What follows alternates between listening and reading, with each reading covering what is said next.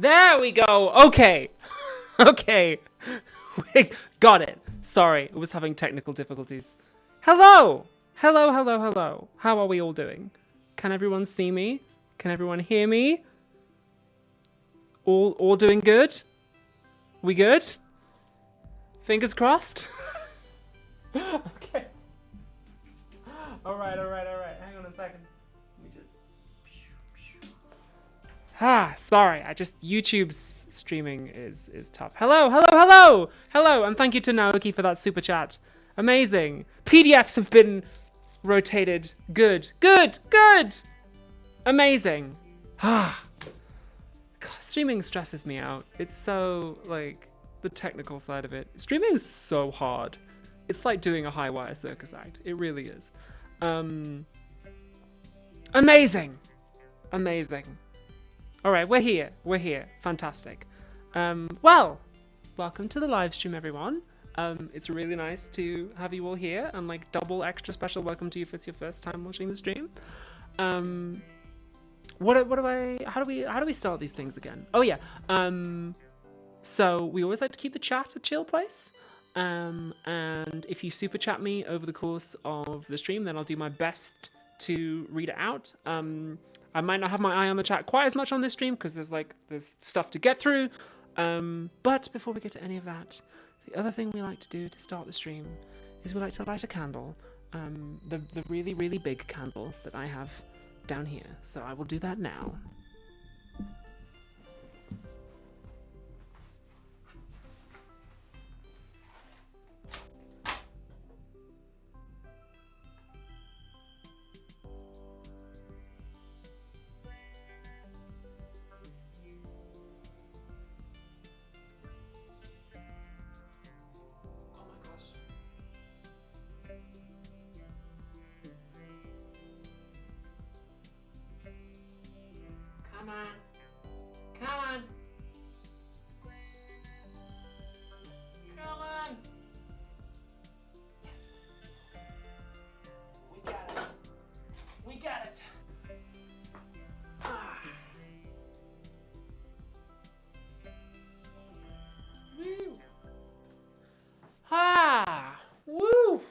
Okie dokie.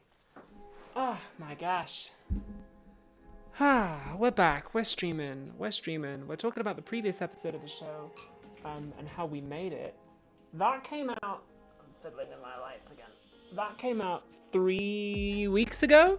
It's been a hot minute. I'm sorry there's been a bit of a delay. I was filming. I have wrapped on the big action project, which is also why I'm jacked, because I just spent 9 months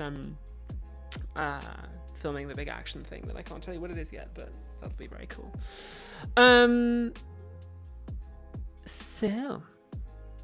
So here we are. We're here on the live stream. How's everyone doing? Stocky says, who is this buff alt girl and what has she done with Abby? It's me. I'm here.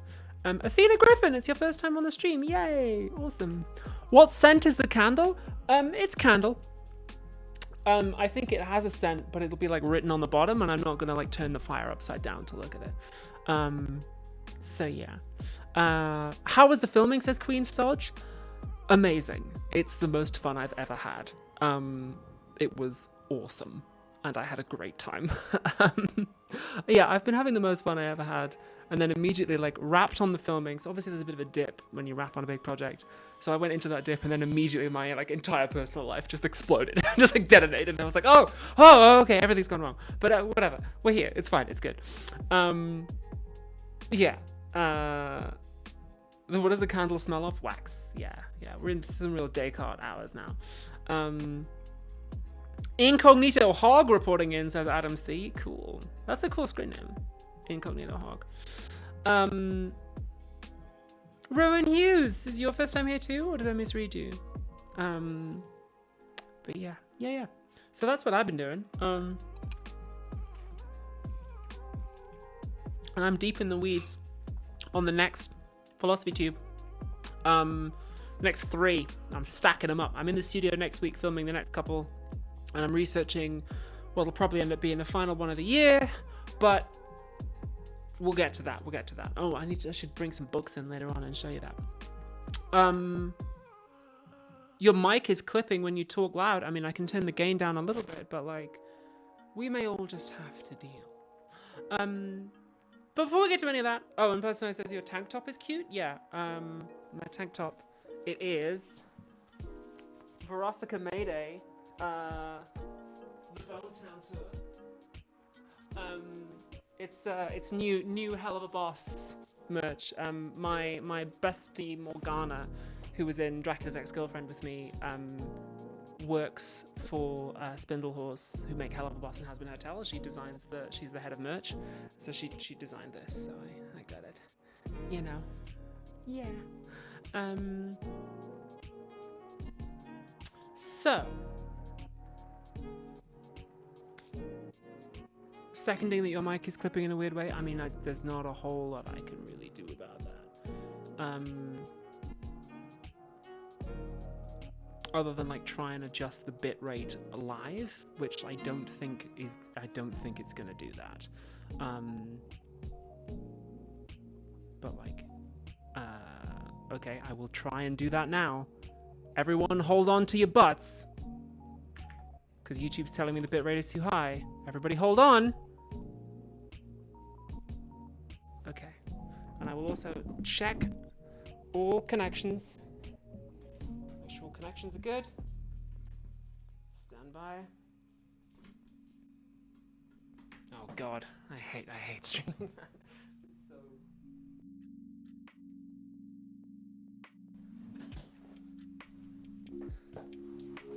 If that doesn't do it, then we will all have to just cope, I'm afraid. Patreon plug for new mic. No, it should be fine. Fingers crossed. Fingers crossed. Okay. We're going to talk about the previous episode of the show, which was... Let me make sure I'm in the right window. How many windows are there? Here we go. Yes, the previous episode of the show, this one, which is about Thomas Jefferson and how the US stole Indigenous American land. It was like part 2 of the big Jefferson project that consumed most of the sort of front half of my year. Yeah, let's talk about like how we made it and what the kind of technical support by committee. We'll talk about how we made it and also like what some of the feedback to it was. So, long-time viewers of the show will know that I have 3 criteria for judging when I'm happy with a video. The first is like, is it made from curiosity, not ambition? In this case, yes, I think it was. Like, I was curious about this topic. I was curious about like Jefferson and what he thought and how he. Oh, the clipping is worse. Okay, I mean, I'm not quite sure what to do about that. I'm not sure how to really deal with that. Hello.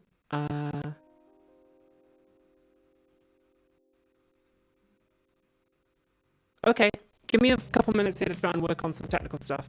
I don't really know like what I'm supposed to be doing with it. So, one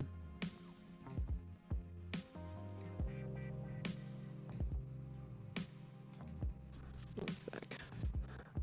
Let's just.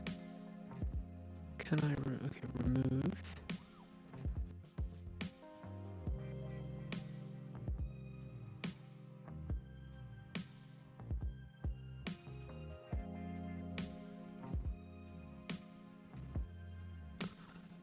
No, microphone.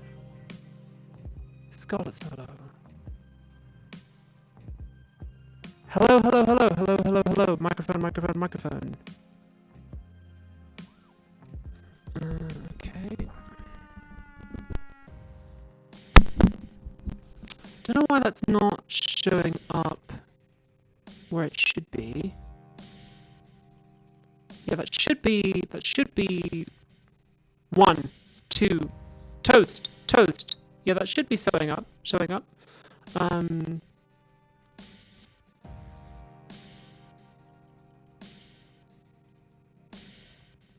Your music doesn't jitter, so it must be the mic channel.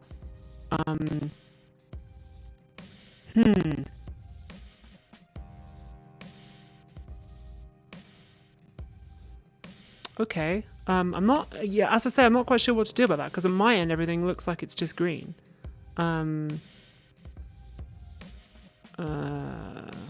Okay. One sec. Not sure what to do here.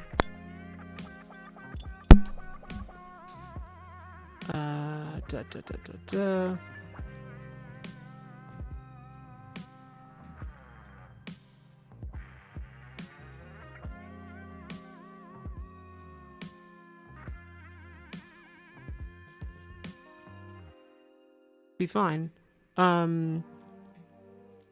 It's good. It's good. People are saying it's good. We're back.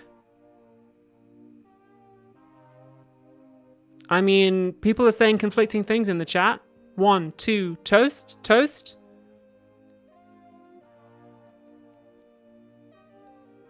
Okay, okay. We're back, baby. We're good. People saying bang on. I'm seeing a preponderance of good things. Okay. All right. Okay, we can hear better now. Toast, toast, toast. Okay, now let's try flipping over to the video again and we'll see whether we can do it. All right? Everybody, hold on to your butts. How's this? Hi. 1, 2, toast, toast. Flim jim jim jim jim jim jims. Hoo boy, let's go. I can clearly hear the accent now. Action or whatever they say in the movies. We had a technical. No, it's bad again. It's bad again. Okay, okay.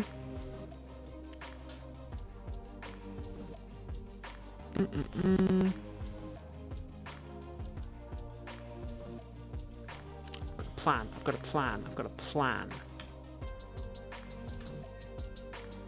How's that? How's this? I've just done like Control C, Control V to move the same source. So this should. There's no reason why this should be bad.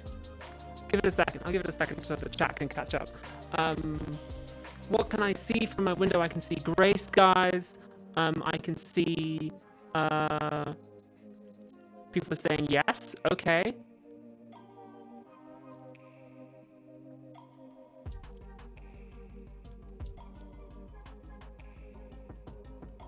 Some people saying it's fine. Okay.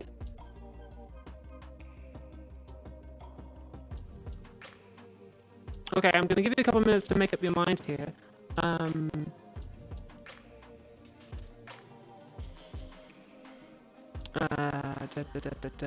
Okay, YouTube is still telling me that the bitrate is too high. Stop doing that then. Output. See, why has it moved it back up? I don't want dynamic bitrate. I want normal bitrate.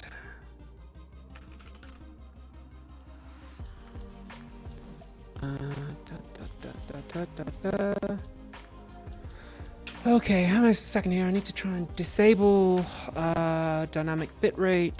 Streamlabs. Disable dynamic bitrate. Settings, advanced network. Streamlabs settings. And advanced. And network. Dynamically change bitrate. No, don't.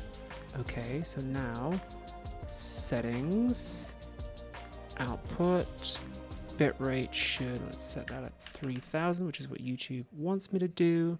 So now that should still be at that. No, why has it moved it back up again? Stop doing that. Can I maybe I can't adjust the bitrate midstream.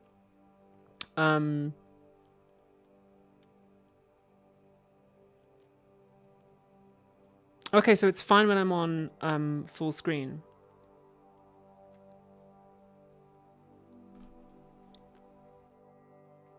Okay, people say turn down the gain. So I've turned down the gain a little bit now. Okay, bad when screen sharing. I don't know why that should be, and I do kind of need to do that.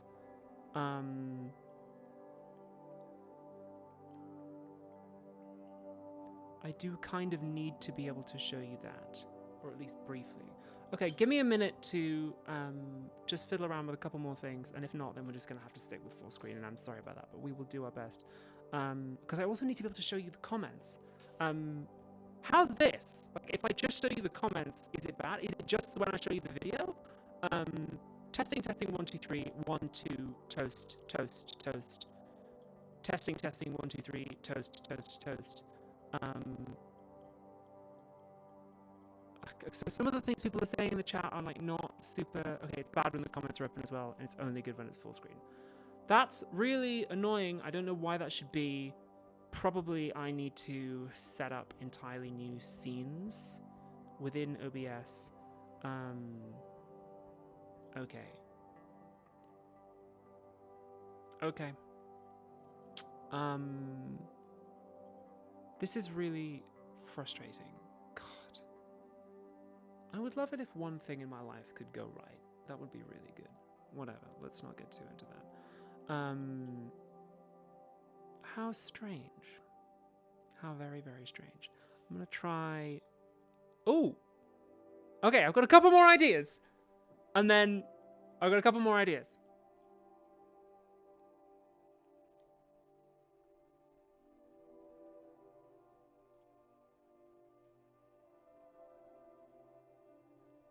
Now that I've deleted myself in the top right, how's this? Can you hear my voice okay? Is it only when the webcam is on?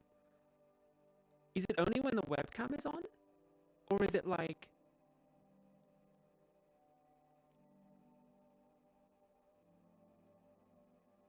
Okay, interesting, interesting. All right. Wow, we're honing in on what the problem is. Hang on a sec. So. Like that. Okay. Now.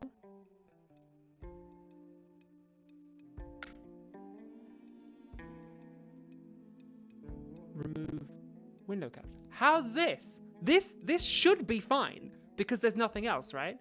If it's just me in the top right in a black void, technically that should be fine, should it not? Awaiting the results. How interesting.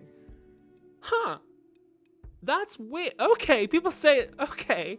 So I can talk in a black void. Interesting. Well, obviously the void is useless, but that tells us where the problem lies. Okay. Okay. In that case, it must be something about the capture. So.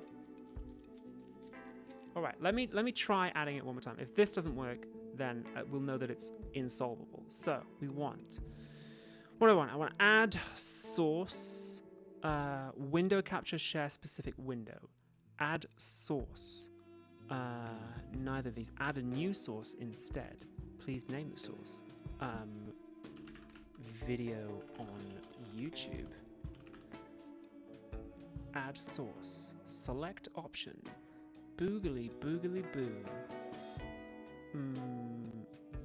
This one. Yeah, that should be the right one. Okie dokie. Hang on a second. Stand by, stand by, stand by.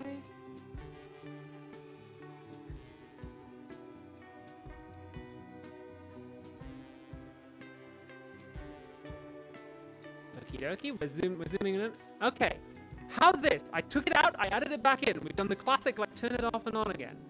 Are we there? Are we there? Testing, 1, 2, 3. Hello, hello, hello, hello, hello. Hello, hello, hello, hello, hello. Testing, 1, 2, 3. Testing, 1, 2, 3.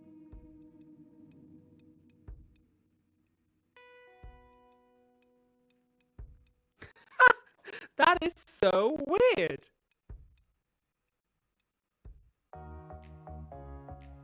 Huh. Well, I guess that solves it. There's something about me trying to show you the video that the streaming software doesn't want to do. So I guess we're just gonna have to go full screen for this stream. That's fine. We'll cope. We'll make it happen. What I'll do is, when I have to show you comments, I'll just kind of like briefly flash them up and then like do a kind of elaborate pantomime. Okay.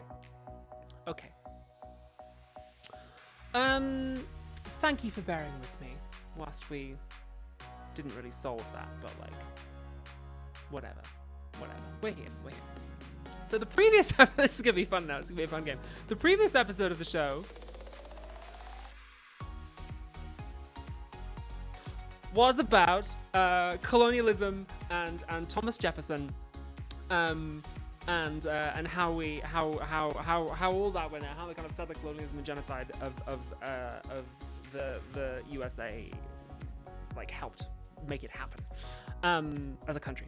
So long-time viewers of the streams will know that I have 3 criteria for judging when I'm happy with a video. The first is, was it my, is it made from curiosity, not ambition? In this case, yes, I think it was made from curiosity, not ambition. Someone says, what if you play the video on your phone? Hold it up to the screen like a grandma. Okay, was it curiosity, not ambition? Yes, it was. I got really curious about like Thomas Jefferson and basically like how he rationalized doing the kind of like all men are created equal thing, but also the side of the colonialism and genocide thing. I was like, oh, that obviously says a lot about kind of where we're at right now with regards to like genocide in Israel and stuff. So it's like a good time to be making a video like that. So curious and ambition, yes, I'm gonna like give it a tick on that one. OBS settings, audio, global. I'm not in OBS. I'm in Streamlabs, baby. Don't try and fool me with that OBS magic.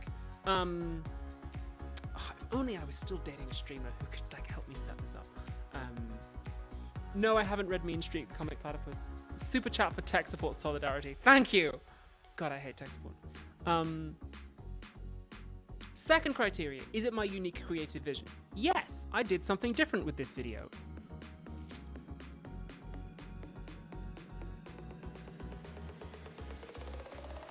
As you may have noticed, the aesthetic of it was much simpler, and was much was like way stripped back, way pared back. And I also hired a professional actor to be the voice of Thomas Jefferson. We got Jonathan Frakes on, who we'll talk about later on. So that was very cool too. Did you watch the Mr. Beast video on Thomas Jefferson that came out right before yours? No, I didn't, I'm afraid, but that's very funny. If your question is, have you seen a YouTube video? The answer is almost certainly no, because I don't really watch YouTube, sorry. But like, yeah, we got fucking Jonathan Frakes to be the voice of Thomas Jefferson, which was really cool. We'll talk more about like, well, that, because like working with him was a lot of fun. Speaking of technical issues, oh my god, apropos that this should happen on the stream where we talk about that. God, you think you've seen technical issues? God. So that was cool. So new aesthetic is my unique creative vision. Yeah, it was. I wanted to try something serious with this one. I wanted to do something that was like, yeah, just a little simpler, a little more somber. I deliberately designed the video in such a way that like you could have it on as background audio, just because I want to like, you know, just try something different, see whether it works or not. We'll talk a little bit about that later on.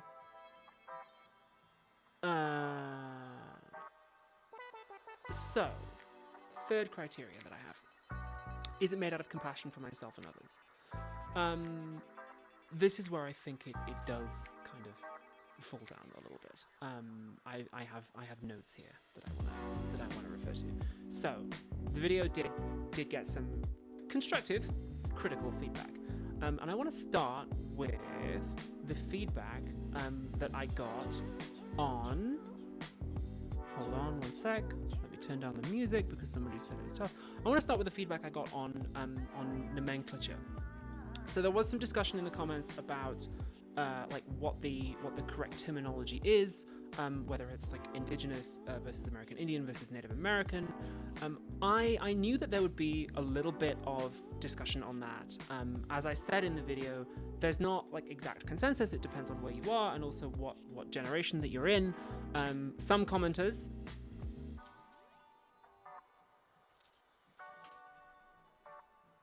And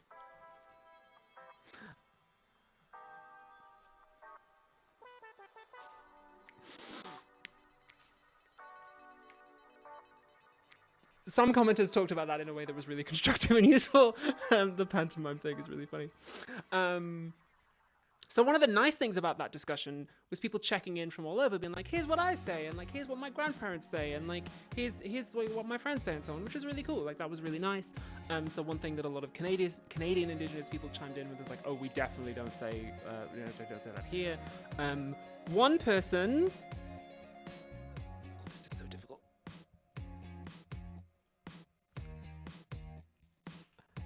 Sky Spiders pointed out that Iroquois Confederacy is the colonial term for the Haudenosaunee, who do prefer to be called that. Thank you so much for pointing that out, and I'm sorry for getting that one wrong. Whilst I'm correcting errors, there's another one I can point out, which was brought to my attention by...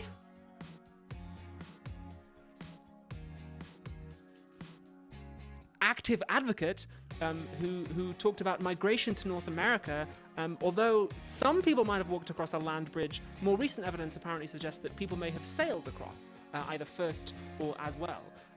That's very, very cool. Thank you for letting me know. I genuinely did not know that, but I guess that just makes very good sense, right? It's how human beings got to like Australia and New Zealand and everywhere else. It's like we just sailed. So yeah, and thank you, and I'm sorry for getting that one wrong. Thank you, Louis Max Ted, who says Rubber Dinghy Rapids. So, in general, whilst it is true what I said in the video that some Indigenous people don't like being called Native American and do want to be called American Indians, as some people in the comments like... What's that? Some people in the comments like...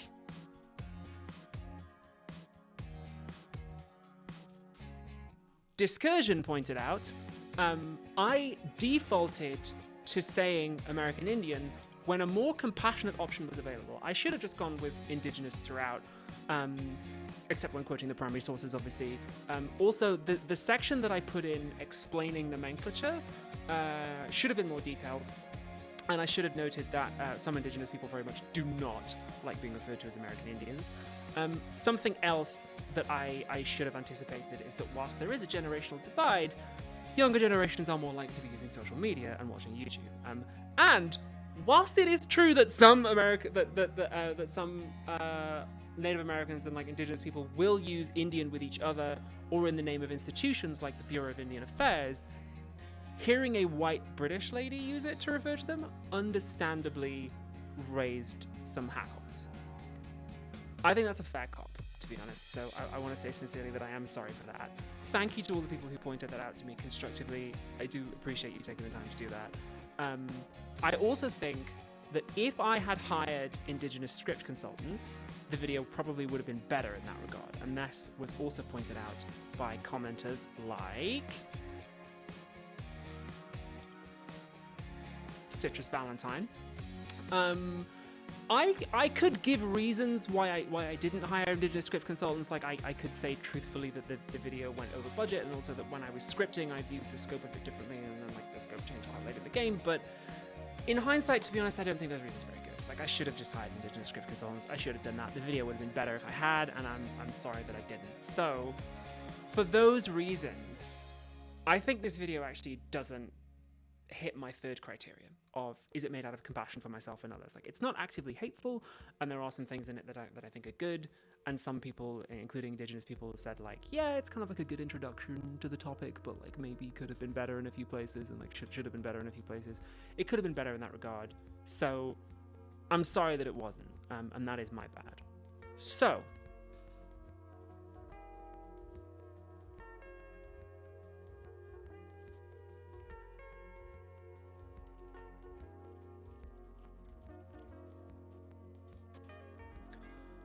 I sent the YouTube advertising money for that video to the American Indian College Fund.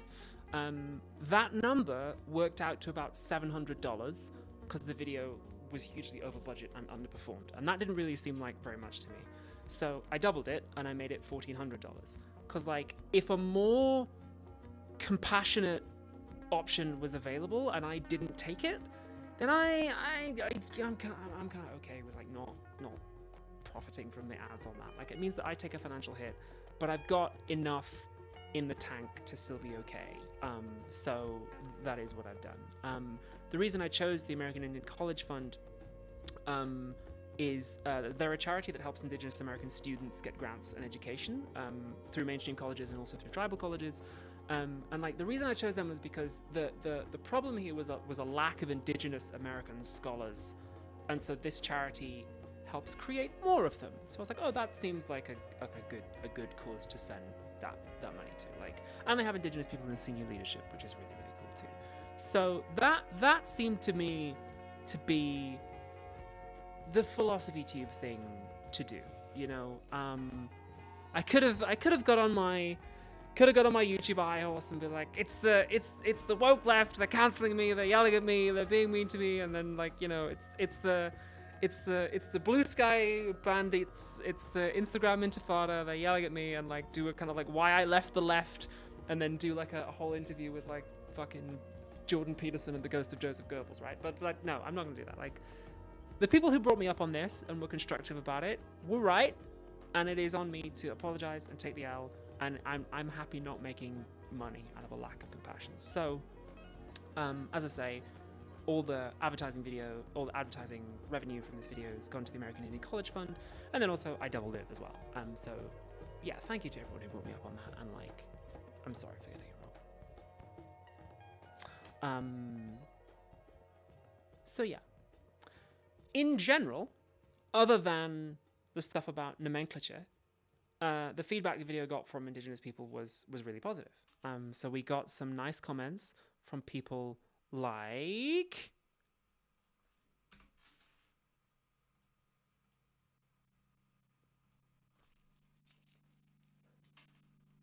and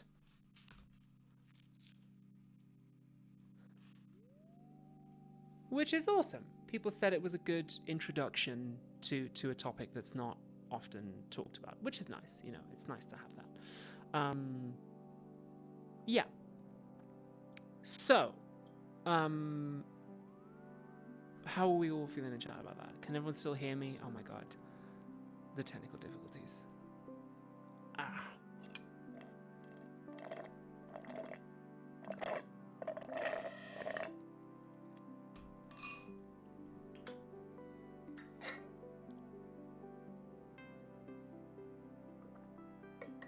Good. Okay, cool. We're all good. Everyone's still on board. Nothing's exploded or melted. Cool. Technology, man. Technology. Woof. What a time. What a time. What a day. What a year. What a life. What's going on? How do I... what window am I in? Where are we at? How do I... Here we go. Alright, we are... Okay, cool. Can hear you slurping crystal clear. Cool. So, now, moving on to the other big bit of feedback this video got, which, hold on a second while I queue up my clips. Cool.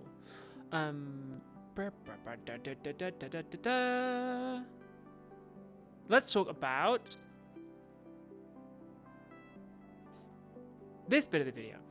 So there was this bit towards the end of the second section where I invite the viewer to make a comparison between the settler colonialism and genocide of North America and the settler colonialism and genocide bits being done by the Israeli government right now. There was like multiple conflicting bits of feedback on that section, so I'm gonna deal with them one by one. Let me get through it. And apologies if I kind of take my eye off the chat for a second. So first of all, like up top, some people said that I shouldn't have put that section in there at all. And I don't agree with that. I think it would have been weird not to point the parallels out. I also explicitly wanted to include the evidence, which I cited at the top of the screen.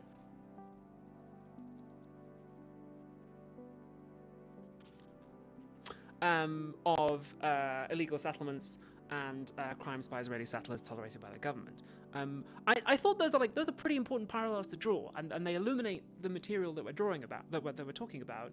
and they're like inarguable matters of fact that are sort of relevant to the ideas and their application today. So I wanted to put that section in there. Like I stand by the choice to have something in there about that at least. Excuse me. In terms of the exact wording, we had to run it by Jonathan Frakes' team first. I played it a bit safe in the writing, because obviously the last thing I want is for him to get in shit for appearing in something that I've written, or him like not to know ahead of time. Like there are actors who've lost work because of their support of Palestine, and there are like people who've lost representation and so on too. So I didn't want to create a headache for him. In the end, his team didn't have any notes on what I sent them, so that was the wording that we went with. The writing of that section is played safer than I have been in other episodes of the show, and also certainly like plays it safer than I've been on other platforms, obviously. But as I say, like I'm glad that we got something in there. We did actually have some comments from Palestinian people,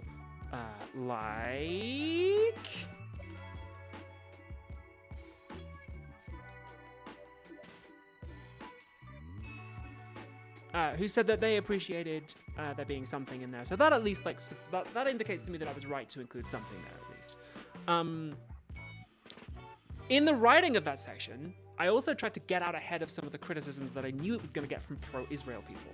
So since I started talking about Palestine back in like 2022, and even before actually, when I did my video on anti-Semitism, in that one, I pointed out that criticism of Israel, or even like anti-Zionism generally, is not the same thing as anti-Semitism.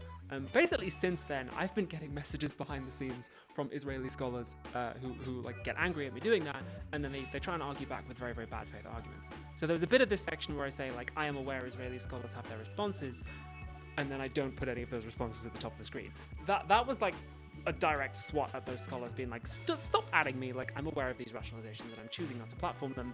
Instead, I chose to platform the evidence of illegal settlements and so on. But I did still get messages from supporters of Israel who were unhappy about that section being in there. People like these two, and who said that calling Israel settler colonial was anti-Semitic because it ignores the history of Jewish indigeneity in the region. And I do want to take some time actually to explain why that's wrong, because there was a section of the video where that was... Well, thank you so much for the super chat, Michael Bluff. There was an earlier draft of the script that actually had a section about this in there, so I'm happy to use what I learned here now. I mean, like, firstly, I don't think anything can justify genocide and like bombing kids and ethnic cleansing and so on. So let's write that one down. Like, job one, write that one down. Secondly, equating anti-Zionism with anti-Semitism has been a key propaganda tactic of the Israeli government for years now, as many Jewish thinkers have said, and as I have said on the show before. April Rosenblum and Judith Butler are two scholars I've cited who talk about that sort of thing. I probably should have mentioned that in this episode too. That one is my bad. Some commenters like...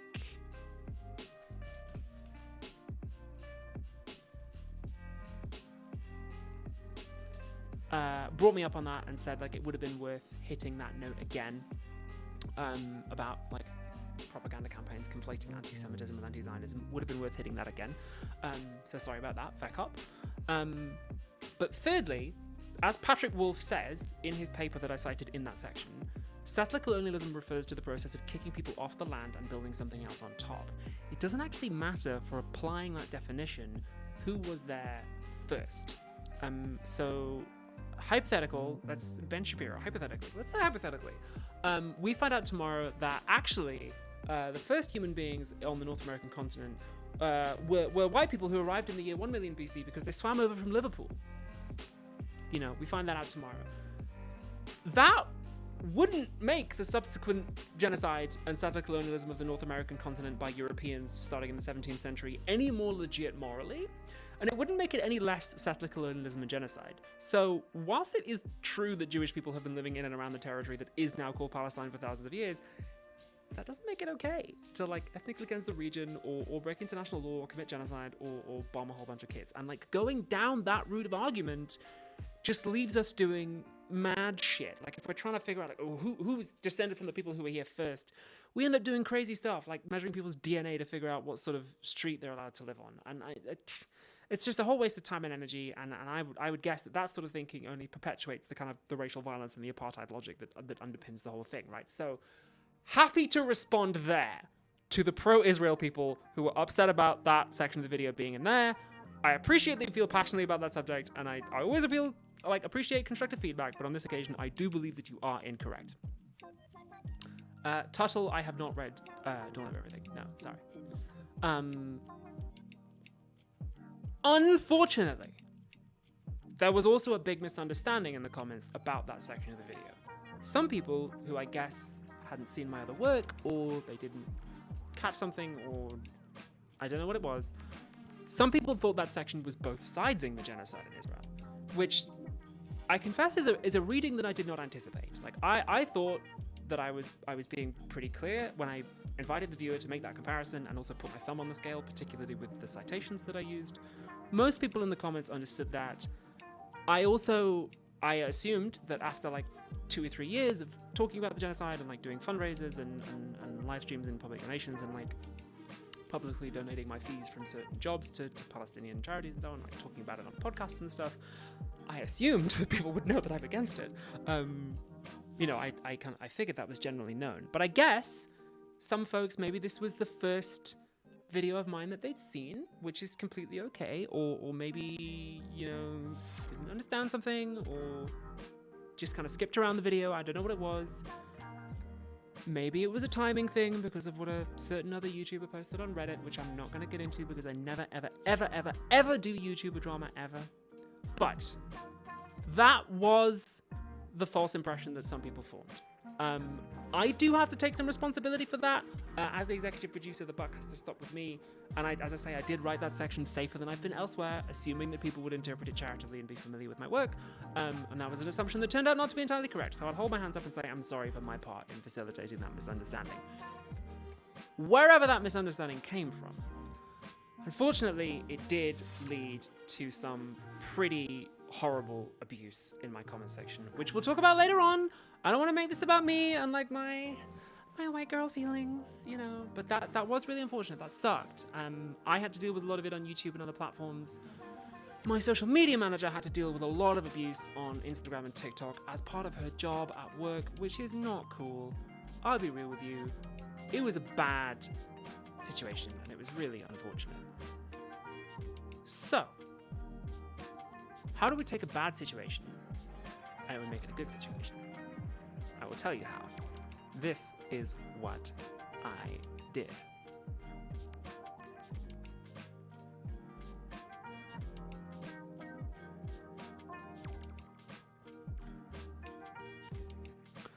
For every comment this video got, I donated £1 to medical aid for Palestinians.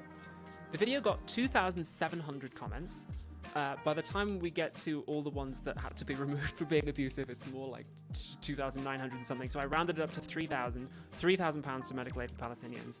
And I also gift aided it, which is a thing you can do if a charity is registered in the UK, which means that the British government has to add 25% to my donation in the form of a tax break for medical aid for Palestinians, which means the final figure comes out at £3,750, which is, I think, somewhere around $5,000. That is how we take the energy of the shitty thing that happened to me and I make it a good thing. And I sent that money on Tuesday. It is already gone. Boom. It's done. Medical Aid for Palestinians is a cool charity. If you're in the UK, they're a pretty good option. I've done public donations to them before in the last few years, and I've done fundraisers and stuff. And I've privately given them a little bit of my money too. So that's one of the good options. Like I just felt like it was so shitty, and I was like, out of evil cometh good, I'm gonna take that energy and I'm gonna do some good with it. And also, all the pro-Israel people who turned up to yell at me in the comment section are presumably also gonna be angry because their comments ended up becoming part of like helping Palestine, so even better. So that's what I've done. Also, I'm not gonna post about this. I'm not gonna like get on Blue Sky and be like, hey, I guess what I did, and like everyone was saying to me, but like I've done this. Like, no, I'm not gonna do that. I'm just gonna stay here, and that's it. Because part of what I think went wrong here, and I'm not trying to minimize the bits that are on me, but like part of it, I think, is this. There's something about like social media and the incentive package of social media that people want to get the dunk. People want to get the reaction. They want to get the QT. They want to get the joke. They want to get the engagement. So there's every incentive to just like fire off a bad faith take or an uncharitable take and then have it quickly because it's no take at all. And I'm not gonna play that game. Like that's not the philosophy way. Like we're not here to react. We're here to think. We're here to use this thing. And that's why I do these post-mortem streams weeks after the fact, when we've all had a bit of time to think about it, and why I respond to like feedback in this way, long form, and not in like tweet form, because it means that we're not playing that game, right? I think my social media manager might want to take clips of this stream and post it on Instagram and TikTok so that people stop yelling at her when she's at work, which, fine, okay, cool. Clipping this stream is going to be a nightmare because of all the technical issues we have. I'm so sorry to her for that. But yeah, cool. Well, I'm not going to make a big song and dance out of it because I don't care about clout. Like I don't support Free Palestine because it gets clicks, because people are going to like it. I support it because it's the right thing to do. Like, the important thing about genocide is not that YouTubers get yelled at the correct amount. Like, the important thing is that it has to stop. So, I've already sent that money. Done. May it speed the cause of a Free Palestine and an end to the genocide, right? Okay. Donezo. Alright. Athena Griffin says it's about the action, not the engagement. Yeah, cool. Donezo.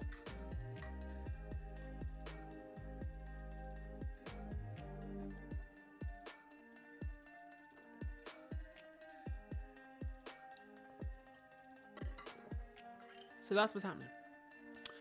But yeah, that was a shitty time. That was a really shitty time. It was frustrating and tough.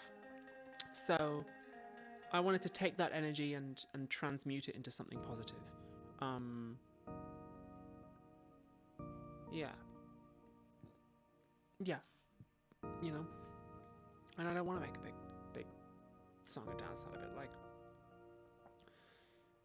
I mean, I was reminded of like, it's funny, I was reminded of one of my favorite Bible verses, which is Matthew chapter 5, verses 5 and 6. How's it go? But when thou prayest, do not be like the hypocrites, who love to stand on the street corners and in the synagogues and pray where they can be seen. They have their reward.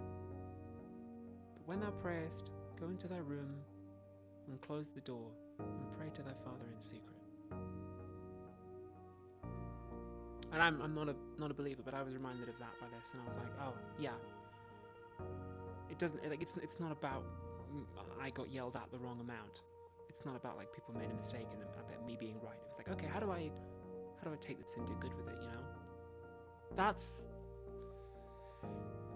philosophy too. That's what it's for. It's not a platform for me to be right. It's a platform for us to learn. In many ways, learning takes many forms. So yeah, that's why I did it. Queen Stodge, it's Matthew chapter 5? Some people said chapter 6, verses 5 and 6. Yeah. Cheban says bars. Yeah! Yeah, it's bars.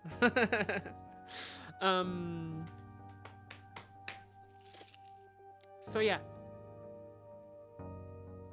Do you want to talk about Jonathan Frakes? Let's do it. Now that the serious stuff is out of the way. So, I got Jonathan Frakes to be the voice of Thomas Jefferson on this video. The way we did that is, well, actually, my manager did it. He fucking nailed it. My manager just emailed Jonathan Frakes' people and was like, "Yo, here's Abigail. Does Jonathan Frakes maybe want to be in a project like this?" And then we gave him the entire costume budget, and he said yes. He did it on a discount too, which was really, really nice of him. And so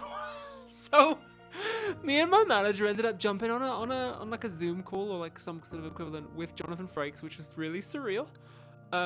He's a lovely guy. He's really, really nice. He was just so chill. And like, you talk about technical difficulties. I shit you not. I was about to say we, but to be honest, my manager handled all of it. He like really saved the day. I'm so glad he was there to be audio engineer. We spent, because Jonathan Frakes, bless him, recording in his home, in the USA, on a laptop, in his living room, with, I shit you not, a Blue Yeti microphone. Which is, it's like encountering a coelacanth in the wild. Like, whoa, a Blue Yeti? Like, I used to have one of those literally a decade ago. So that was weird. And I shit you not, we struggled for 45 minutes to get that microphone to work. 45 minutes. And I was there like, we only had him for like 3 hours as well. And I was like, oh my God, I'm just gonna like... But we pulled it out of the bag. We tried everything. We tried everything to get that Blue Yeti to work. We signed in and out. We did test recordings. It was so, and I was like, and it was Jonathan Frakes. So I was like, any moment this man, because you know he's Jonathan Frakes, but he's also like, you know, 70-something-year-old man trying to work a laptop on his own. And like we were trying to do tech assistance for like downloading drivers, and like it was the nightmare scenario. And I was on the verge of absolute despair and just like trying to remain professional. And then Jonathan Frakes goes away and he comes back with, and I shit you not, I shit you, this is not a joke. He comes back with a rubber band and he like uses the rubber band to tie the input cable to the microphone tighter. And that's what made it work. And like, yeah, we spent 45 minutes with Jonathan Frakes trying to get a microphone to work and he fixed it with a rubber band. I was like, what is that? What is my life like? And also, obviously, like I'm thinking, I'm looking at Jonathan Frakes as he's saying, like, this is what I'm looking at, this is what I'm clicking, this is what I'm seeing on my screen, and I'm like, this guy's gonna hit a wrong button and he's gonna hit me with a photon torpedo, like, you know, with there's like the first 2 minutes of being starstruck, and then the 40 minutes of like, oh god, it was a nightmare. It was such a nightmare. But we got it. That's why some of the Thomas Jefferson audio sounds a little janky in places. We did the best we could to clean it up. But that's why it's a little spotty in places. I should get some rubber bands in here to fix my setup so that I'm not coming across as choppy. But yeah, it was a time. It was a time. Thank God for my manager who just like, yeah, I'm terrible with tech. My manager, I think, has done some audio engineering, so he functioned and just nailed it. So yeah, it was crazy. But he's a lovely, lovely guy. He was, I'm happy to say, was very kind, did a really great job. Was a really, really nice person to have as Thomas Jefferson, because I knew I wanted to focus. One of the kind of key skills I wanted to focus on in this video was close reading and reading comprehension, because it's something I worry a lot about. It's like people's ability to comprehend text and to understand it, right? So I was like, okay, I'm going to throw a lot of text at the audience, a lot of quotes from Thomas Jefferson. And I thought, well, I need a professional actor to read that, because it was pages and pages and pages. It wasn't just like getting a YouTuber cameo to read a couple lines. I was like, I'm going to need a professional actor for this. I'm going to have to pay them. And so I batted some ideas around. I auditioned a few people. And by the way, thank you so much to everyone who auditioned.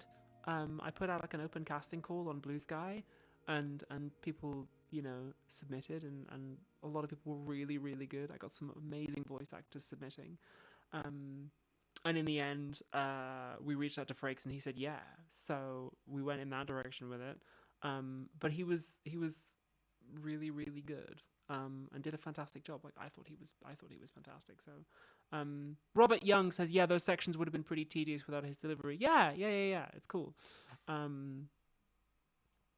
It's just, so yeah, that was really cool. I had a really, really good time with that, and it was kind of a fun moment working with him. And now, because I've worked with John Delancey already on Identities, Jesse Gender's movie, and now Jonathan Frakes, I'm just like collecting Star Trek TNG actors, which is fun. I never forget, like, when we filmed Identities, I had a day with John Delancey, and then over lunch, me and him and Dave, the CEO of Nebula, were sitting and chatting, and he's talking about like some Star Trek fan thing, and then he turns to me and goes, "I was in this show called Star Trek," and then he keeps going. And it was really funny that like he assumed I was too young to know what Star Trek: The Next Generation was. I didn't say anything, but I was just thinking like, yeah, man, I've seen every episode twice. Like, it was really, really funny. So yeah, yeah. Some people said Brent Spiner, he's so amazing. Yeah. Arash Mickey says, what? John Delancey? Yeah, if you've seen Identities, which is Jesse Gender's short film on Nebula, me and John Delancey are both in that. So he's the villain and I'm his AI assistant, so it was really fun. It was really cool. Yeah, I'm collecting the TNG stones. Fun.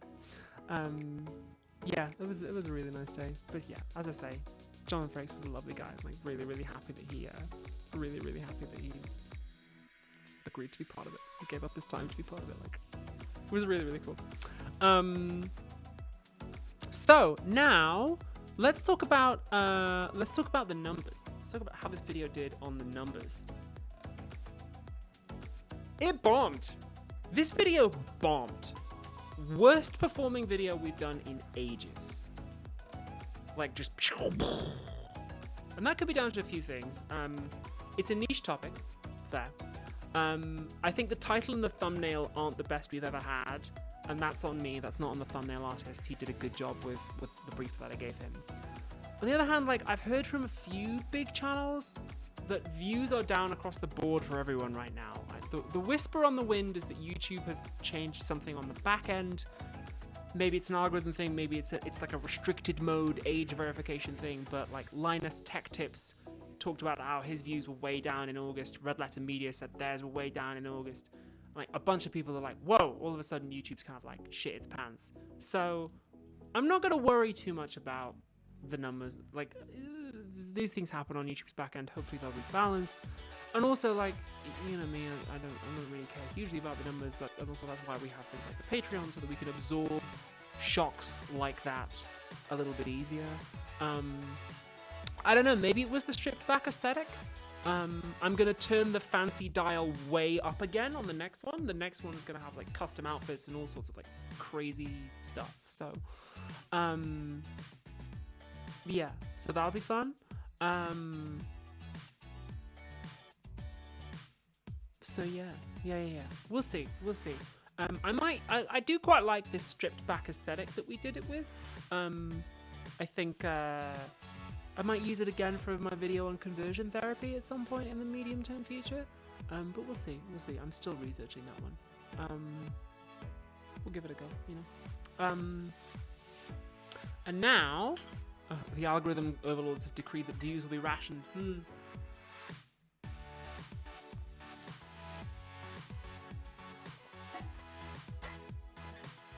Content consumer says, I'm subbed and everything.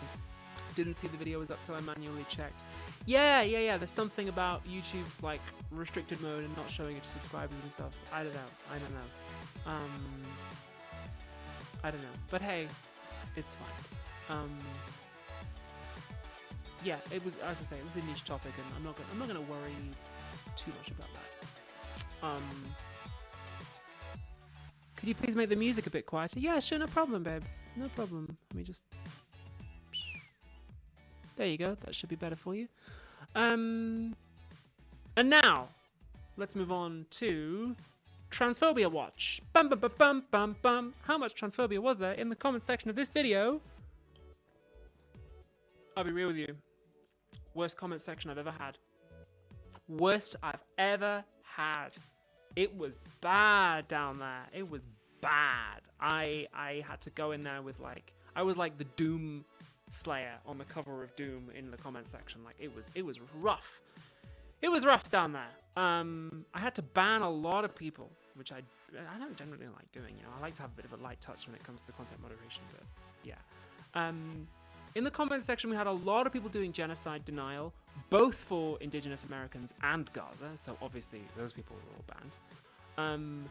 There was some really shocking anti-Indigenous racism, and like anti-Indigenous people generally from all over the world, and Indigenous Americans too, right? And to be clear, this was people disagreeing really hard with the video and being like, Jefferson was right.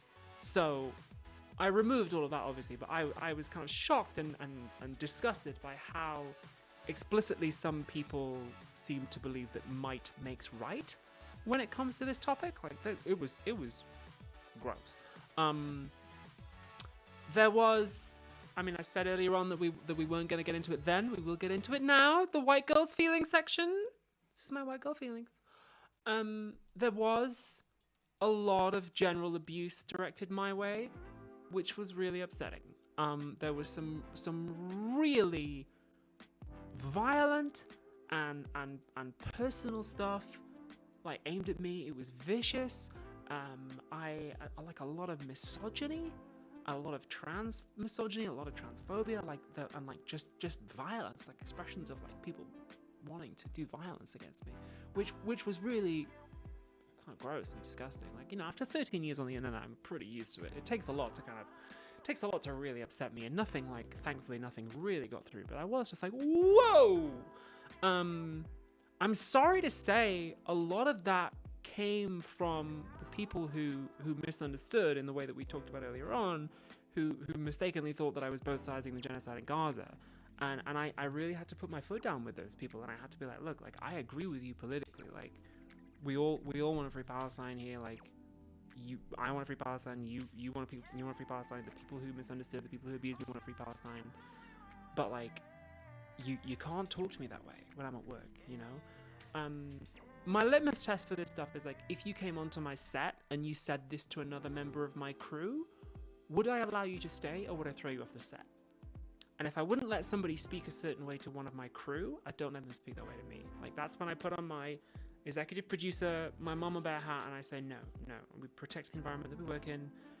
The comment section and my social media replies are a workplace. That's where professionals are doing a job, and you don't get to come into a professional workplace and yell at the staff. Like, that's not on. So I don't allow any abuse.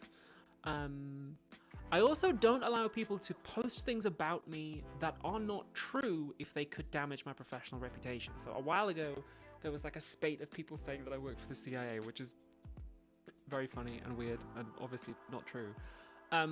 But that could potentially like damage my reputation as an educator if people came to believe that. So I ban that kind of thing. It's not really like libel, because libel is a very kind of like grandiose term, but like, yeah, I don't allow people to just like post shit about me that isn't true if it's gonna like mess with my work. So people do like to post that kind of thing about trans women in particular, as I'm sure you can imagine. So I did have to ban quite a few people whose politics I probably agree with, who came in like calling me a Zionist or accusing me of like taking money from Israeli lobbying groups, because I was like, well, look, like, we agree that we want a free Palestine here. Like, I agree with you. You happen to be incorrect in your assumption about what I think for reasons I don't know about, but like, you can't be coming into my workplace and being nasty to me. So your £1 is going to medical aid for Palestinians. I will do some good with this energy, but you're out of here. And like, that's the law, baby. That's how I keep the law in these parts. I'm the sheriff, and I keep the law with this clicking finger. That's how we do it. But yeah, as I said earlier on, all those people, all that abuse and all that kind of nastiness,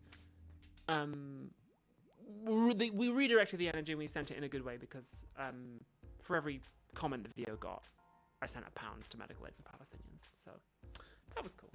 I've just dropped my lens cap. Where's that gone? Where's it gone? Oh, there it is. Hang on. Woo!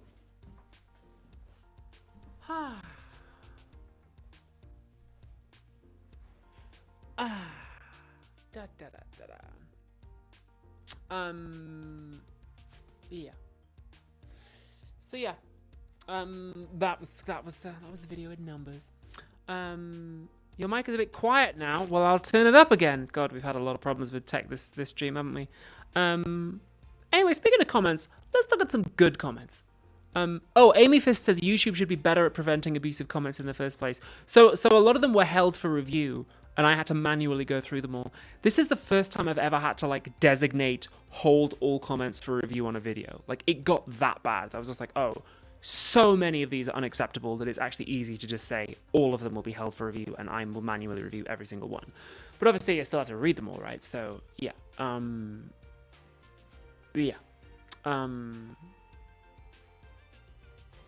that sucked.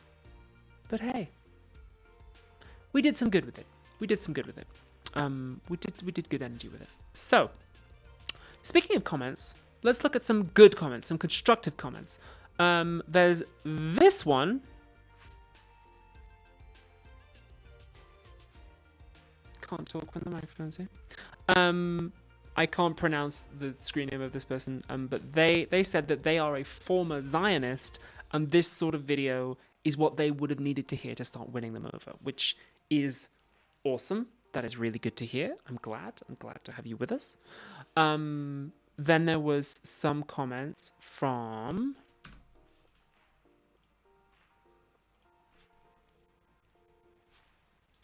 and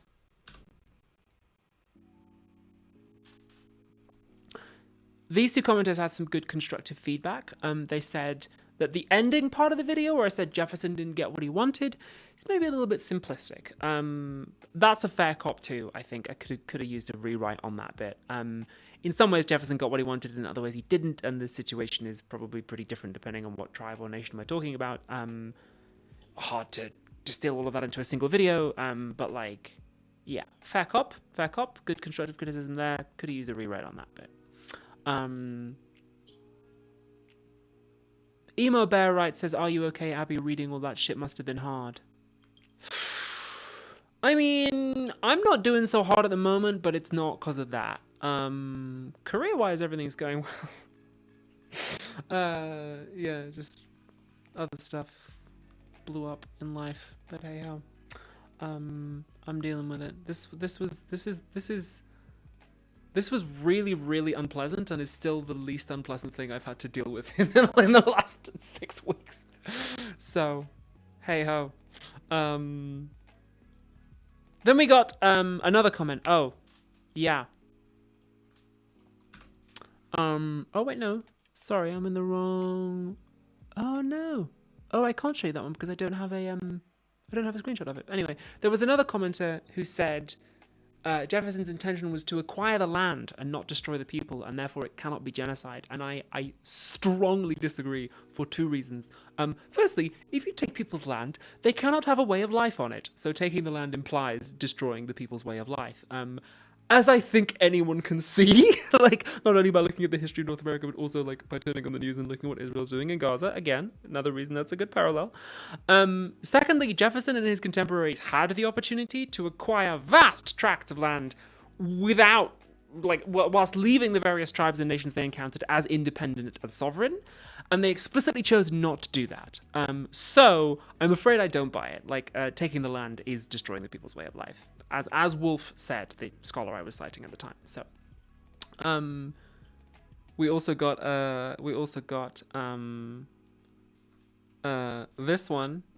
this comment. What about the mysterious behavior of the barbecue lid? That made me laugh out loud. I actually forgot that Frakes did the Jonathan Frakes Asks You Questions show, where he's just like, you ever been what is it? You ever been wandering in the pale moonlight or whatever it is that he just said? That's so good. This is so funny. But yeah. Thank you for reminding me of that. That was really good. This one was invented by a writer. Yeah, it's really funny. So yeah, those were the comments. Those were the comments that we got. Those were the good constructive comments. Yeah. I'll tell you what. Why don't we hang out for another sort of 15, 20 minutes. I'll tell you what I want to do. I want to tell you what I've been reading at the moment. So give me 2 seconds, and I will go and get a pile of books, and I will show them to you.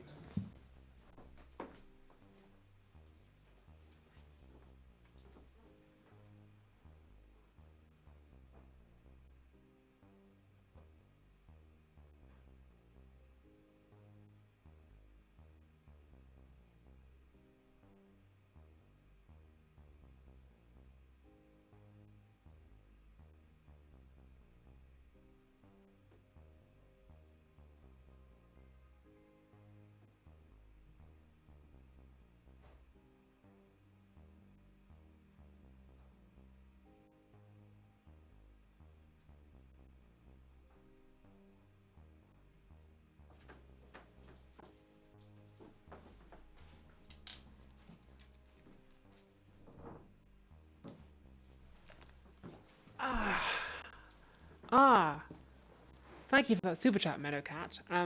So yeah, let me show you what I've been reading at the moment.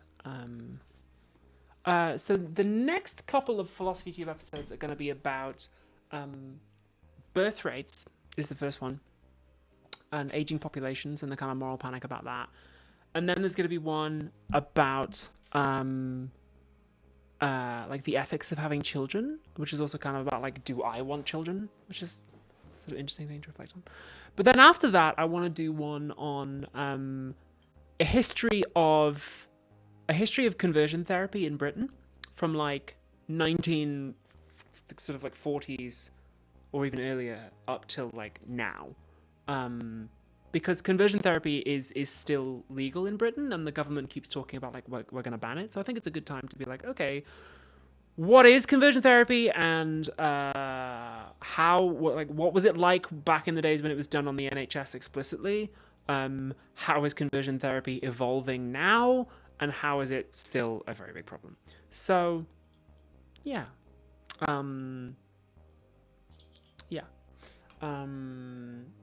So in that vein, I've been reading Curing Queers, which is by a guy named Tommy Dickinson, who used to be a mental health nurse, and he interviewed a bunch of patients.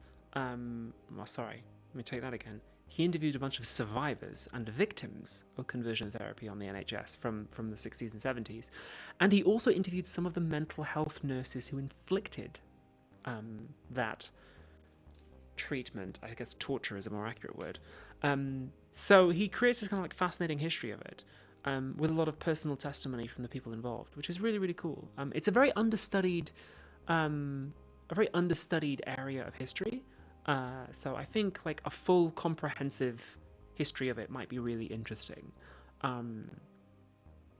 So yeah, I'm excited about that. In the same vein, I've also been reading Odd Men Out, which is about specifically gay men in Britain from like the 50s to the 70s, and the ways in which gay liberation was kind of like one step forward, two steps back a lot of the time. And it also has like some cool chapters on conversion therapy, and also why gay male sex was partially legalized in England and Wales in I think 1964, and then, or was it 67? One of the two. But regardless, the number, even though it was partially legalized, immediately following that, the number of people who were arrested and imprisoned and charged for homosexual offences, and therefore the number of people who were ordered to undergo conversion therapy, actually shot up. So it's also about why that happened. Did conversion therapy used to be on the general NHS, or was it a separate section of the NHS? No, it used to be on the NHS. Yeah, from like the 50s till, well, in some ways still is. We'll get to that in the video, but like there was a time when it was like very, very explicitly, openly, just like, yeah, you know, if you get convicted of a homosexual offense because it was a crime, there was a chance that you'd be ordered to undertake conversion therapy, or been told like, either you go to prison or you do that. So yeah,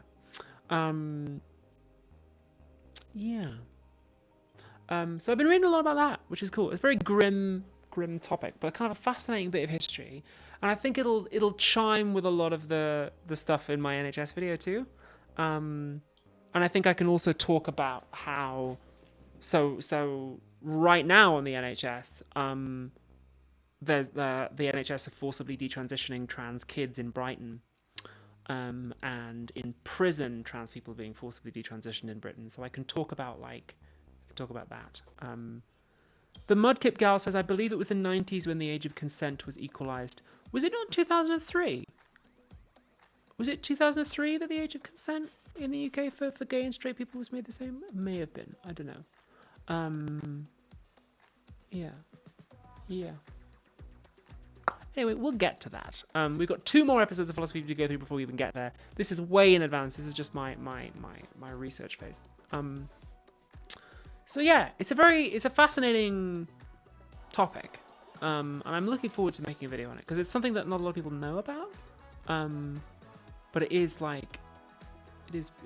pretty cool, in a kind of horrible way. But I tell you what else I've been reading. I've also been reading a lot of comics lately.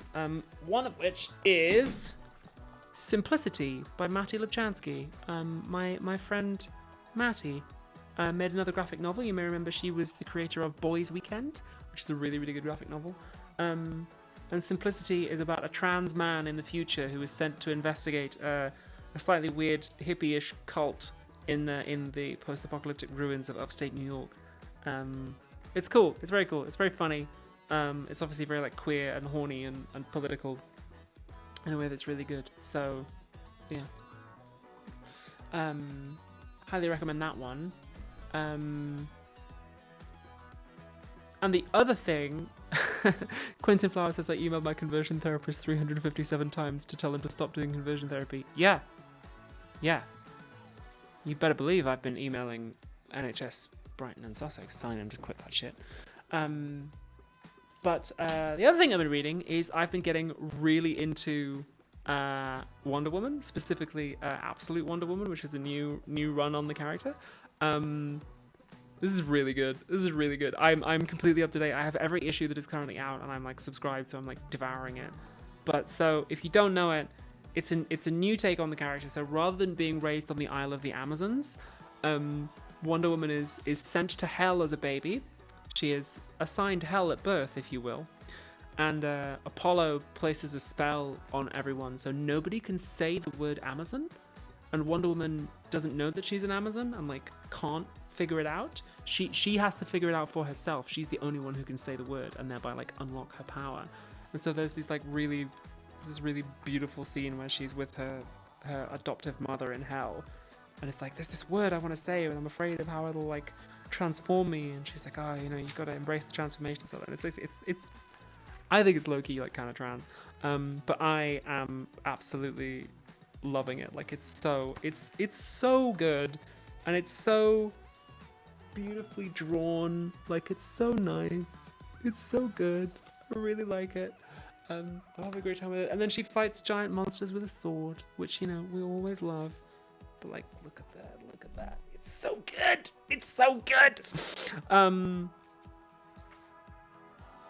Yeah, let me find the giant sword one. There's so many moments with the giant sword. I mean, it looks so fucking cool, man. Oh, that's spoilers. I can't show you that. But like, yeah. Kelly Thompson was the writer on it. I think she's done some other stuff, which I should probably check out too. But I really loved it, and like, Hayden Sherman does most of the art on it, and I love the way that he does. Just love the way that he does faces. He just makes like really, like look at. I'll try and show you this. Like, look at how. I love the way that he does like this face. It's so good. She's so like Hayden Sherman is the artist. People are asking in chat. But then there's some of the later issues, which they get a different artist to do. I will find. There's a Mattia de Ulis was an artist on some of the later issues. So if you check out like this one, there's like a slightly different art style than like issue 7. By the way, this whole undressing sequence, so horniest I've like ever, like so like the eroticism of the fabric, like, oh, so good. But then like the way he draws bodies is so, I'm trying to get this angle right. The way he draws bodies, like look at the way he draws skin and muscles is like, it's like looking at a statue, like a marble statue. And so let me try and find a good example. Like, yeah, he draws bodies like marble statues, and then so when the expressions kind of like pop, when the kind of faces crack through it, it's so, people just come to life. Like it's so beautiful. Like I've I've never been hugely into comics before, but I'm like getting really into this. As I say, like I've got every issue now, and I'm up to date, and I'm waiting for the next one. But like, Absolute Wonder Woman, check it out. Seriously, very, very good. Yeah, they probably won't make a movie out of that one. They'll probably make a movie out of like. And I read some other Wonder Woman comics as well, but like this is my favorite. But yeah, it's sick. It's sick. I highly recommend. Also, I was in a comic book shop the other day, and I surprised two trans girls because I came around the corner and they both recognized me, and I was just like, buy more Wonder Woman comics. So yeah, I'm geeking out about it. That's getting me through tough times at the moment. Yeah, I'm loving it.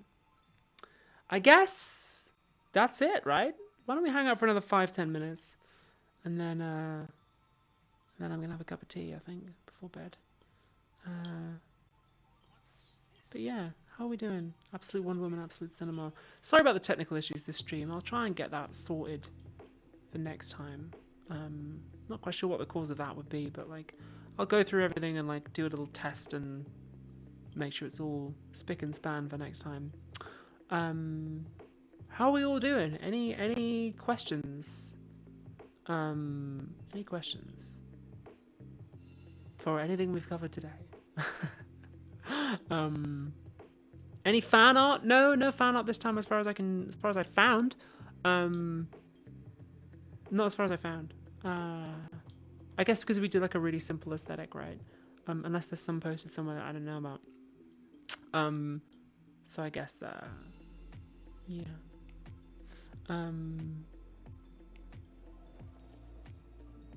What's your preferred cup of tea? I mean, I like tea or grey hot with milk, but this late at night, I don't want the caffeine. So I've got some like nighttime berry tea that I'm gonna drink. That'll be nice. Histy said it was nice to chill with you for a bit after a very bad, stressful day. It was nice to chill with you for a bit after a very bad, stressful day. I'm going out tomorrow night. Oh yeah, I was gonna have some ice cream tonight, but no, I'm gonna go out tomorrow night and have pints and a pub meal with one of my besties. So that'll be good. I'll save my points till then. Any topic ideas that aren't plans yet? No, I mean like no. I think I've got the next 3 episodes pretty sewn up. In terms of topics, and that's gonna take me to the end of the year, I think.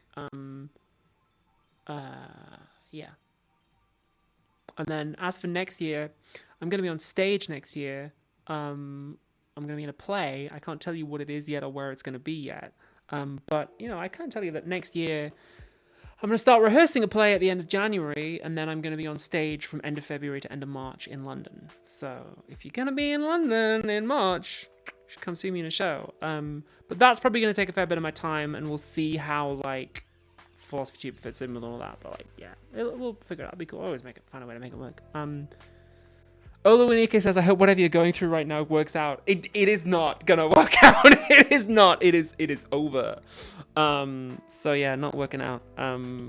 Over on both counts. So, but hey, you know, long term it'll work out. I guess. Yeah, probably the right thing. So yeah, tomorrow night I'm gonna go out with a friend of mine. Next week I'm gonna go to one of my favorite restaurants and have one of my favorite things to eat. So I'm building myself some nice little treats in, you know, to kind of get me through the tough times. I'm building some treats in. Also, a friend of mine. I love guys, right? A friend of mine did something really fun. I mean, I tell you what, like the bad stuff that's happened to me is breakups, right? 2 of them, like in pretty quick succession. So that's like pretty vicious. And so a friend of mine was just like, oh, I know how you get over a breakup. He's lent me his entire box set of The World at War, which is a very famous documentary series from the 70s. It's 22 hours long. It's narrated by Laurence Olivier, and it covers the entirety of World War II. And he's like, watch all of this, and by the time you're finished, you'll feel better. So like, he sat down and watched the first episode with me, and then he's like, by the time the Red Army take Berlin, you will feel better. And I was like, okay. So I'm 3 hours into the world at war at the moment. France has just surrendered, and there's a long way to go yet. But like by the time the Soviets take Berlin, I'll be right as rain. I've been posting about it on Tumblr too, which is a good fun. Gets me through it. But I was like, when he did that, I was like, I love guys. Guys is so good, you know. It was really funny. Why is that such a mood though? Says Shun. Right. Yeah. Yeah. He is right. He's very cute. Says Chat. Yeah, he is. He's a really, really cool guy. Yeah.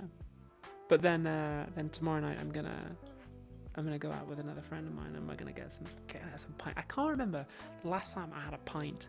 I tell you what, the last 9 months of training and filming, I've been so abstemious. I've been so on it with like not drinking and eating healthy and like working out like 6 times a week. And I'm like, okay, maybe I should just take a couple of weeks and just relax a little bit. Now that I've wrapped on the big action project, I can just, because also I'm massive. So I'm like, okay, maybe we can just ease off a little bit. I don't need to be massive for the play, although I like it. You know, I like being big and strong. But yeah. Yeah.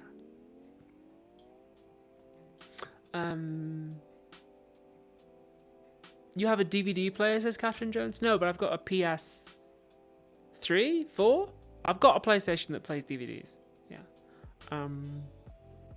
So yeah, God, I'm gonna enjoy having like a proper pint tomorrow with one of my besties.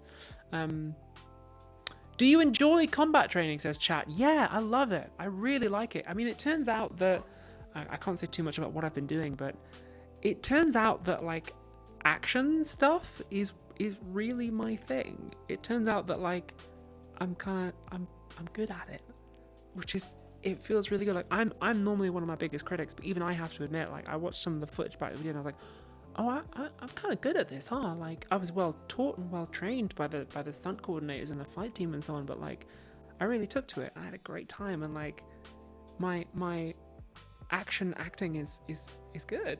I'm like, oh great, like that's really fun because it's what I've always wanted to do. And like some of the stunt people I was fighting were like, have you ever done this before? And I was like, no. And they're like, wow, you're really good. And like one of the it was the assistant stunt coordinator after one particular day was like, hey, you know, you were born for this, Abigail. That's what he said. He's like, you were born to do this. And I was like, oh heck yeah.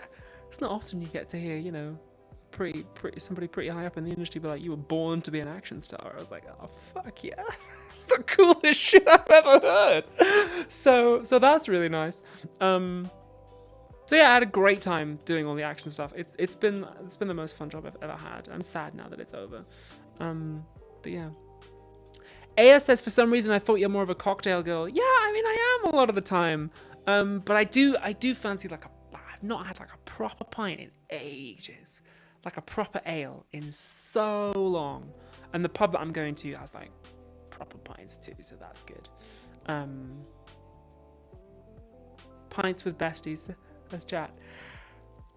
I have you to thank for getting me through A-level philosophy. Yay, Zebby. I'm really glad. Nice. Really looking forward to the action project, says Jessica Mumford. Yeah, me too. Summer next year, baby. Summer next year. It'll come out. So yeah, I've been having a great time. But now that I'm not you know, needed to be an athlete quite so much, maybe I can just relax a little bit. I do want to keep the fitness because I enjoy having, you know, a big strong body, and it suits me. And I want to do more roles like the one I've just done too. So I'm gonna keep it so that when the role comes out and people are like, whoa, who's that? I'll be like, hey, it's me. And also, by the way, hire me. So yeah, it'll be good. How has it gone building muscle without testosterone, says Ephemerae. Really good question. It's harder to build muscle without testosterone. I've had to train a lot harder. I remember pre-transition, I trained like 3 times a week and I got pretty buff. This is the result of like 6 times a week. And I like really have to go for it. So, yeah. Rebecca PTCG says, this is the first stream I've caught and this is so dumb, but in the Who's Afraid of Gender video, how did you talk to your past self? Oh, it's not a dumb question at all. And also, like, welcome to the stream for the first time. It's good to have you here. I mean, I'm just wrapping up, but, like, good to have you here. My past self in that video is played by an actor. His name is Reese Tees. He's been a friend of mine for years and years and years. We've worked together on stuff. Lovely, lovely actor. And I hired him to play me. And he did a great job. The one thing is though that he's quite a bit shorter than me, so he did have to stand on a box at one point. For the hug, he's standing on a box, which was quite funny. So yeah. Ola Winika says, would you do a remake of Xena? Yeah, I really like Xena actually. I'm partway through season 1 of Xena. So yeah, I should keep watching that actually. I think there was a remake of Xena in pre-production a while ago, right? Like 20-something teen, they were planning to do a remake, but it all fell apart. Yeah.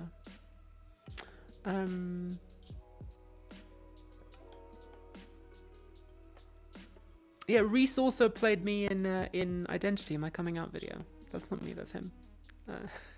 He did a good job there, right? He's cool, very, very cool guy. Very, very cool guy. Rebecca PTCG, I hadn't noticed. It's the eyes. Different colored eyes. Reese has brown eyes, and my eyes are, what do they call that? Local heterochromia. They're like yellow in the middle and greeny blue on the outside. So,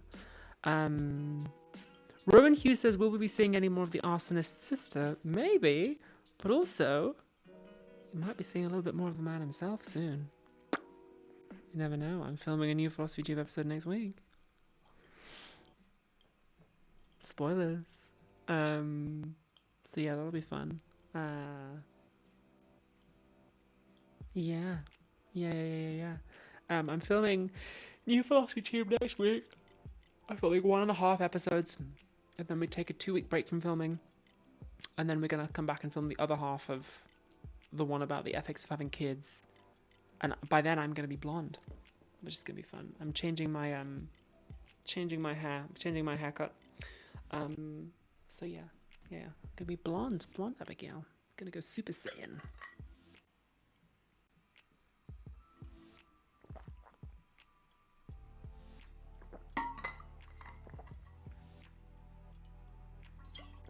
Oluwanika says, would you want to play Xena herself or a villain? Look, I've said this on Tumblr, but like, if the answer is, do you want to accept an acting role?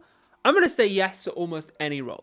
Okay? 'Cause I just love acting. I'm in it for the love of the game. So, yeah. Yes is the answer to that. Whatever's going, I'll play it. That sounds great. Cody Nichols says, new live stream. I never caught one of these before. Love the channel. I'm literally just about to end the stream, but like, I'm glad you... sorry. I'm about to kind of go and get a cup of tea and go to bed. Probably play some Ghost of Tsushima, actually. Before I go to bed, because I'm really enjoying that at the moment. I want to get Ghost of, what is it? Yotei? I've not seen it said out loud, only written down. So, yeah.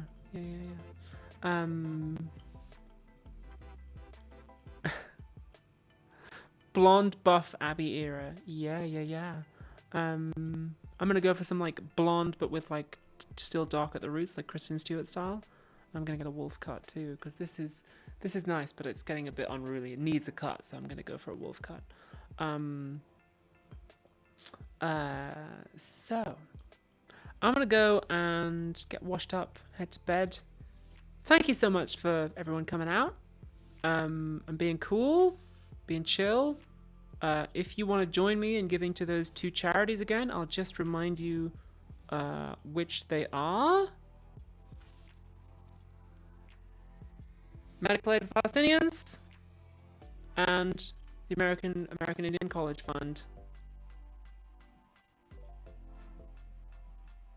Those are the 2. And like, what a shitty experience, but we take a shitty experience and we make it into something good. So thank you so much, everybody. Have a great night. Stay cool. Stay chill. And thanks so much for being here.